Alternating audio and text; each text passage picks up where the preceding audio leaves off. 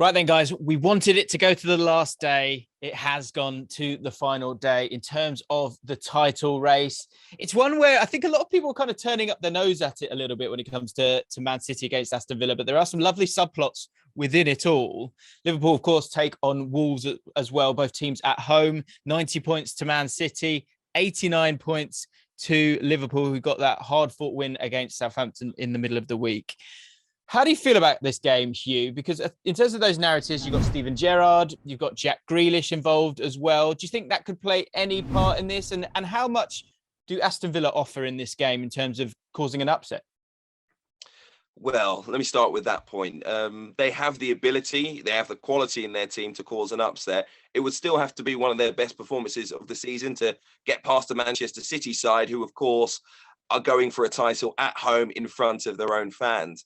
But they do like to score goals. They do create chances. I don't know if Ings and Watkins will start together. The game this week, Watkins started alone for Aston Villa. Their previous wins, most recently, they have played them both together. I think that's going to be an interesting one. We know about the injuries at the heart of the defence. I think they've got the ability to score more than they do to score enough goals to win the game. Because for me, Aston Villa always have ups and downs in their game. All Villa fans will tell you this. There's always a period of time that Steven Gerrard needs to get after his players, needs to lift them a little bit. And it's during those periods where Villa maybe lose concentration slightly and there's a little bit of a dip that Manchester City can take advantage. And that might be where the game is won and lost. And that's why I say I think Aston Villa will have to put in one of their best performances this season if they're going to win this game. But they are capable, that's for sure, if they play at their absolute best. I don't know how you feel about it. Yeah, I think that's a great way of putting it. They are capable. I was looking at their sort of stats in terms of XG, because I think ultimately it's about stopping Man City, actually, when it comes to this. And a draw will be enough for Liverpool. They've got the sixth best XG against in open play. So in terms of sort of shutting up shop and stopping the opposition and also offering something down the other end with the likes of those driving runs of John McGinn, Jacob Ramsey as well, they are capable. They do have the players and they do have the quality up top as well to score a goal, be it Watkins, Ings, both of them, or just one of them as well. Of course, Coutinho, of course, is a part of this story as well. So they are capable of it. I think the problem is, as you say, I think the home crowd will hurt them. I also think the fact that they've played on Thursday night, albeit in quite a comfortable game, despite not getting the victory, had 20 odd shots in that game and did look pretty strong. I just think that's probably the biggest part of it. Man City, I would imagine, would hold it together. The thing that would make you nervous if you're a Man City fan is that this is turns into a cup final, doesn't it? You know, Pep Guardiola was talking about that himself. You know, we've got 4 cup finals, 3 cup finals, 2 cup finals, and now we're down to the final one. And when it comes to that sort of time frame, would you be a little bit concerned about the weakness that you've spoken about throughout the season? The fact that if they need a goal and it gets to 40 minutes, 50 minutes, 60 minutes, do you think they could start to kind of lose their way a little bit? They have done before in big games, but you've got to say the quality of the opposition was different. Manchester City at times do get a little bit ragged. They go through long periods of possession and they get frustrated with themselves if that then goes away and they begin to lose the ball cheaply and 1 or 2 passes go astray. You know, the frustration then comes from Pep Guardiola as well. And for me, the key matchup maybe at central defence if Fernandinho plays again. I am sorry, against West Ham United, he was once again being exposed as a defender. It just doesn't suit him. I know Kyle Walker trained this week. John Stones trained this week. They could be key. Where's Nathan Ake's fitness? He's been on the bench for the last couple of games. You can't put Ollie Watkins up against Fernandinho. I'm sorry. If you saw what Mikel Antonio did, it just wouldn't be sensible to allow that to happen to Fernandinho once again. He's been a great servant, by the way, for Manchester City. This should be his final game in front of those home fans. You want to see him out there on the pitch. You want to see him get the adulation. But I just don't think it should be at the heart of that defence. I think that could be key, and that could lose them the title ultimately. But look, Manchester City, if they play to their best and they get goals early, then they will win this game. What it might come down to is Ezri Konsa's injury at the heart of that Aston Villa defence. Can Callum Chambers be a good enough backup to get across the line against a team as good as Manchester City? I don't think so. I think City will win this game and win it comfortably. Of course, if Man City slip up, then it becomes all about Liverpool and that game against Wolves. Liverpool, of course, played Wolves a couple of years ago when they went to that final day, won that game, Sadio Mane scoring a goal there and finished top scorer. It could be all on his shoulders going into this one because there could be some late fitness tests for the likes of Virgil van Dijk and Mohamed Salah. What sort of percentage of fitness is necessary for those two for them to start? Because I actually think it's quite a good question, because I think the difference between the percentage for Virgil van Dijk and the percentage for Mohamed Salah, strangely, for someone who we both said was player of the year, I think would be a little bit less for me when it comes to Mohamed Salah, because you've got those other options up top, as opposed to the importance of Virgil van Dijk. What do you think? Yeah, Van Dijk for sure is going to be the bigger miss if he doesn't play in this. The organisation that he brings to that defence, the quality, I mean, it's like a man mountain, if you like. Look, when you look at the forward line, there are options. So that's why you'd have to lean in terms of the defence to Virgil van Dijk. I still think Joel Matip and Ibrahima Konate are enough to beat Wolves. For me, this game comes down to control in the midfield area. And again, I think Liverpool will have more of it. I was worried when I saw the lineup against Southampton in midweek, the number of changes and the number of key players that were missing. They got the job done there. And actually now these players, a little bit refreshed after the energy-sapping FA Cup final last weekend. I think in front of the home crowd at Anfield, there isn't much hope for Wolves in this game. Of course, they aren't playing for much after their last few results. They aren't really on form either. I don't see any way they beat Liverpool in this game. I think it will be a comfortable victory for them. It just won't be enough to win the Premier League title for me. Yeah, I think you're probably right. This is the thing, isn't it? We go into these games and obviously we talk about them. You try and give a prediction, and I think sometimes you can try and go with a gut feeling. Something crazy needs to happen here, really, because the dominance of these two teams has just been absolutely there for all to see. You can see that when you see the table itself. There are a few, I guess, elements when you look at Wolves against Chelsea recently, were able to come back and get themselves a point. I think actually for Man City and Liverpool, if this is in the middle of the season, these games are actually a lot harder because you've got two teams really, really going for something. The fact that they're both kind of mid-table teams at this moment in time, I think makes it just that little bit easier, because I think the stomach for the fight is maybe not there for either of them. And for Liverpool, it's one of those where with the amount of games that they've played this season, and I know it's only a few more than Man City, but the fact that they've been able to kind of make those changes, and the likes of Minamino comes in and scores a screamer for them, the likes of Jota now being on the bench for them, shows how phenomenal this squad has been.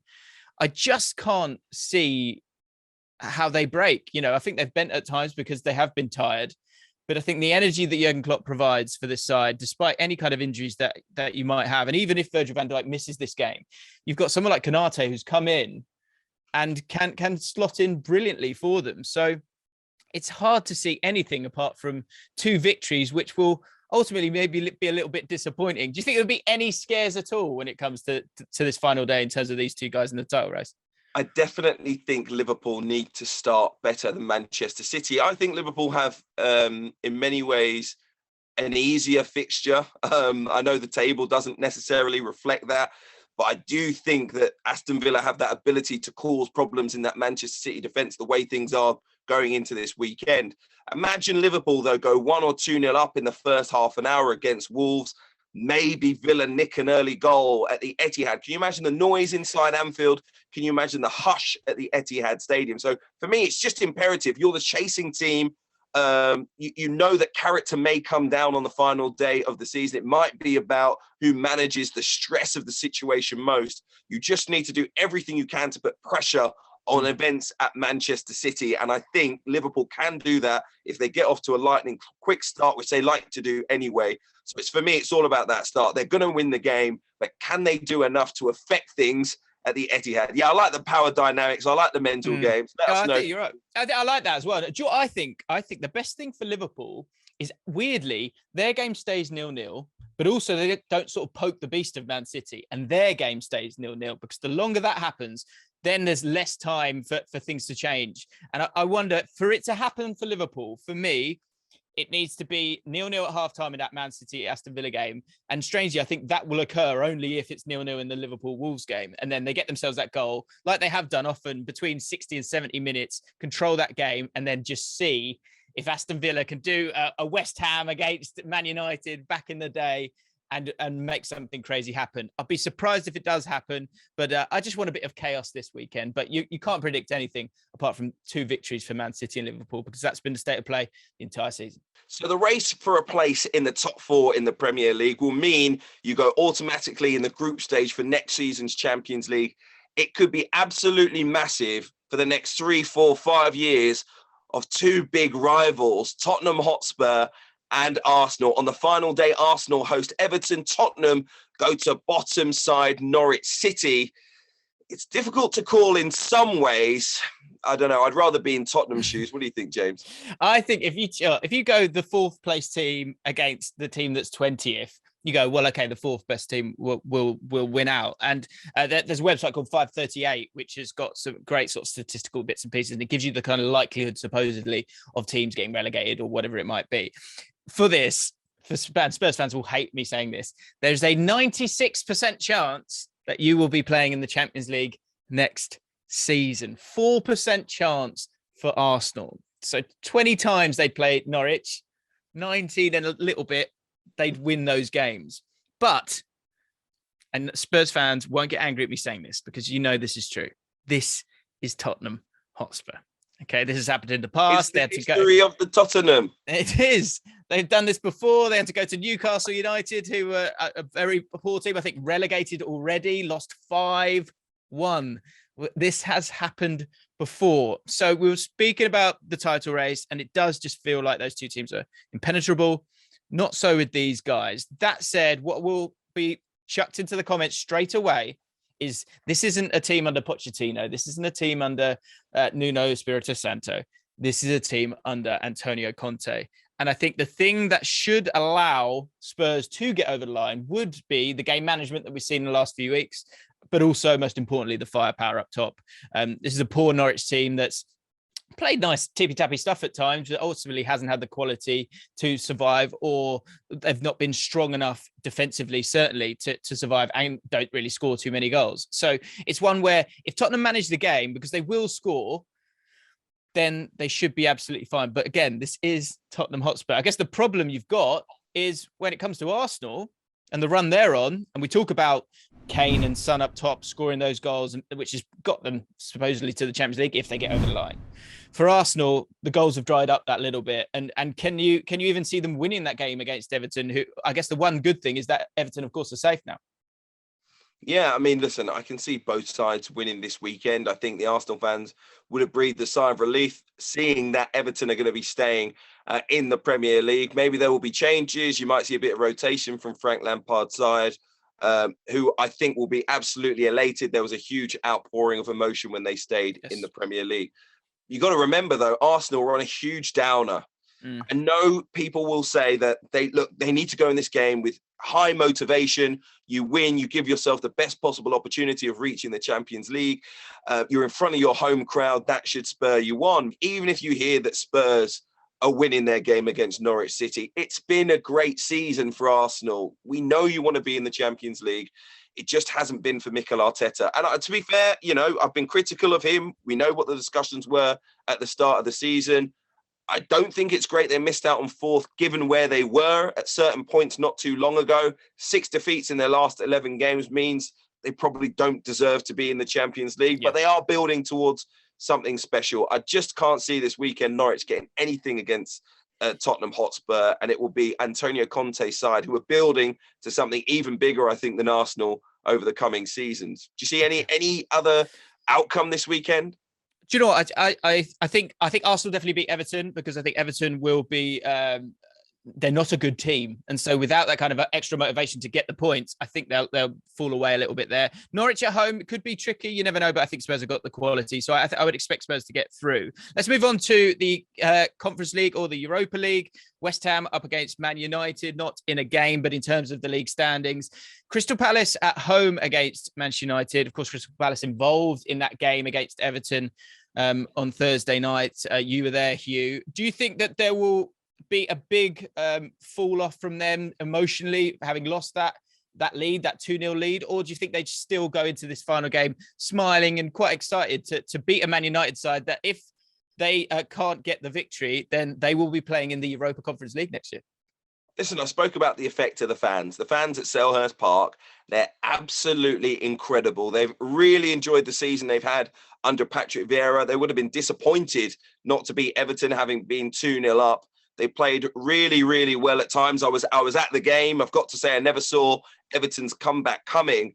But I think on the afternoon, on the evening, Goodison Park and the Everton fans dragged their players over the line. And I think the Palace fans can do the same against Manchester United at the weekend. They just want to finish the season on a high in front of their home fans. And I think they will do that. I think at the moment, they are a better side than Manchester United, who are already thinking about life under Eric Ten Hag, already thinking about what clubs they'll be playing for at next season. So many of the players leaving the club. It's been really, really disappointing. And I think there will be a lackluster finish here as well. And I actually think Crystal Palace will win the game. One thing I thought was absolutely key in terms of Everton's comeback, a player that's been really underrated. I think Will Hughes, central midfield for Crystal Palace, really helped control the game. He got an early yellow card. Patrick Vieira decided to take him off because it was getting a bit feisty in that game, especially given the magnitude of the game in terms of Everton's fortunes. Had he stayed on, I think Crystal Palace would have seen that game out. And I think at the weekend, they will control the midfield against Manchester United. And that will be the key to them, I think, winning the game. Yeah, I actually could see both West Ham and Man United not winning their games. You've got Crystal Palace, who now can't get into the top 10 because of that defeat against Everton. But a Brighton side that have, absolutely trounced Man United recently and will come up against West Ham with that desire to finish in ninth spot, to be able to leapfrog Leicester City. They're on 48 points, Leicester on 49 points. And I've just been really impressed with Brighton this season. This is actually for both these teams. It's interesting, isn't it? Because expectation drives a lot in football. And you've got Man United and West Ham, two teams that obviously want to kind of win these games to be in the Europa League or the Conference League. And I think both teams would want to be in the Europa League, of course. But what you've got with Brighton and Crystal Palace is two teams that I think have really enjoyed their seasons, actually, and have shown that they've got really, really exciting footballers at both clubs and play good football as well. I think Patrick Vieira's had a great season. Potter has moved forward again, and their recruitment has been superb. So I actually think that both teams won't win this weekend. I can see Crystal Palace certainly winning, and I actually think the Brighton-West Ham game will be a draw. So, one more thing to be decided in the Premier League this weekend, and this is crucial. Can't begin to describe you what it means financially for clubs to stay in the Premier League, what it can mean in terms of attracting player, and the future of your football club comes down to one game, 90 minutes away from either complete disaster or total triumph for Burnley and Leeds. Burnley host Newcastle United. Leeds United need to go to Brentford. All Burnley need to do, thanks to their vastly superior goal difference, is match Leeds' result away at Brentford. So, how do you think things are going to go, James? I think this could be really, really spicy. And I tell you what, you used the word triumph there. Roy Keane will be, I nearly said turning in his grave. He'll be watching this and going, triumph? Should be celebrating that. Come on, that's your job. This is going to be very, very fascinating. And the reason it's fascinating for me is I've seen it all over Twitter. Newcastle United fans are like going, nah, it's okay. Let's throw it. Let's let this huge club in Leeds United go down.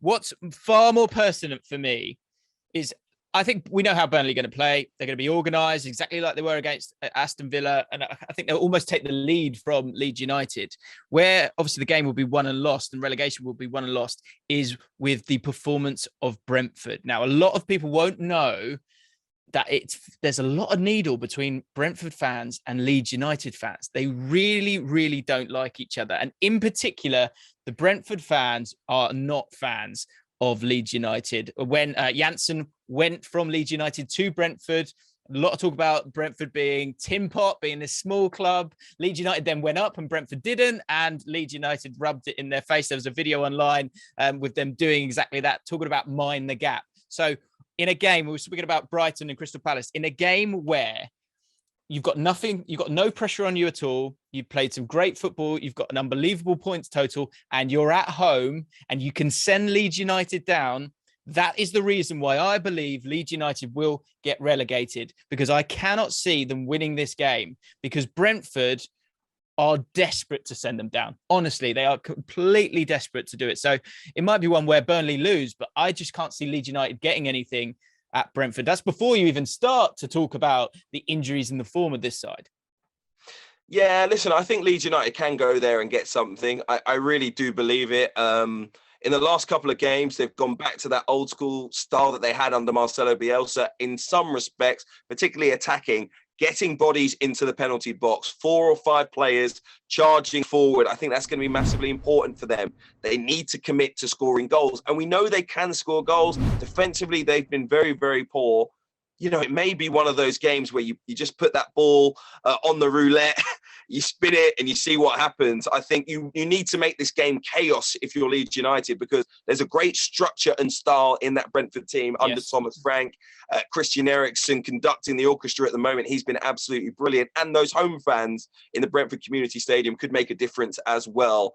I think they want to send the season out on a high. So Leeds have to be the great disruptors in this match. I think that's the way they can get something out of it. You know, on their day, I know Brentford, you know, they've been very impressive, but they've also had some bad performances too. And if you get them on a bad day, they're definitely beatable. You know that. Leeds United, they have to put in a great performance, but they can do it, mate. They can do it.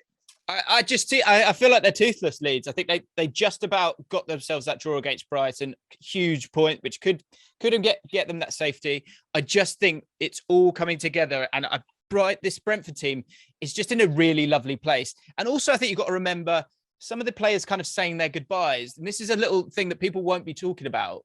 So for Brentford, I think they know what their team is and they'll play the best players they've got. And Eriksen, it could be his goodbye. So he will be up for the game. Newcastle United will go into this game and there's going to be a lot of evolution, possibly revolution to that Newcastle squad. It could get ripped up. So there could be a lot of players that aren't those top-notch quality players that Newcastle have brought in that might actually play this game because it could be the last game that they play. That makes them weaker. That makes it easier for Burnley. And coming back to Leeds United, Stuart Dallas not in, Luke Ayling suspended, Daniel James suspended, Adam Forshaw with a knee injury, Patrick Bamford out as well. This isn't a good team. They don't have the personnel. And if they were playing Newcastle at home, they'd have a better chance. They needed to win that game against Brighton. And I honestly cannot see how on earth they beat this Brentford side. And when it comes to Burnley, you just know, what you're going to get with them. And I think it would just be enough. I really do. Hi guys, James Allcott here from ESPN's Football Forecast. Thank you for watching. If you've enjoyed the video and you want to check out more, make sure you subscribe to ESPN UK.